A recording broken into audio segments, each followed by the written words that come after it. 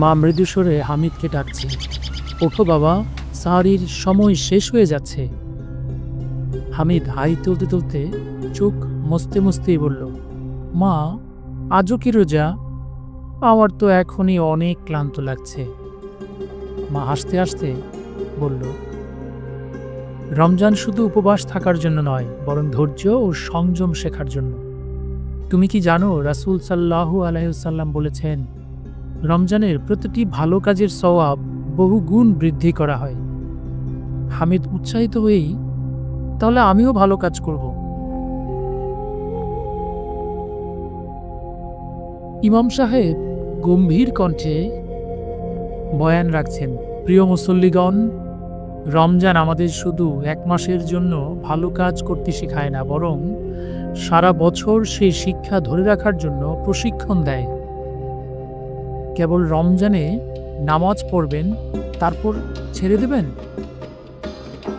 হামিদ মনে মনে চিন্তিত হয়ে ভাবেন, ওহ, তাহলে রমজানের পরও আমাকে এই অভ্যাস বজায় রাখতে হবে।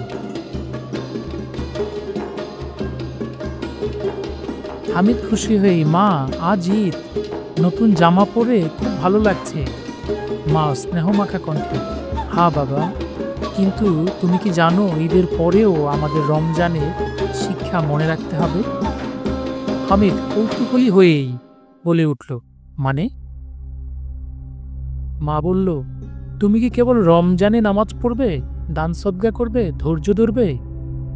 হামিদ চিন্তিত হয়ে বলল, তাহলে কি রমজানের পর এসব বাদ দিয়ে দিলে ভুল হবে? মা মৃদু হাসি দিয়ে বলল, একদম।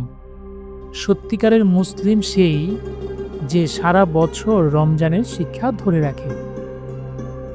আরে হামিদ, এখন তো রমজান শেষ, সকালে ঘুমিয়ে থাকবি না? দ্বিতীয় বন্ধু মজা করেই বলে, নামাজ পড়ার দরকার কি, এখন তো আর রোজা নেই। হামিদ গম্ভীর হয়ে বলে, রমজান তো আমাদের ভালো কাজ শেখায়, যেন সারা বছর তা করতে পারি। প্রথম বন্ধু লজ্জিত হয়ে, ওফ, আমরা তো ভুলেই গিয়েছিলাম।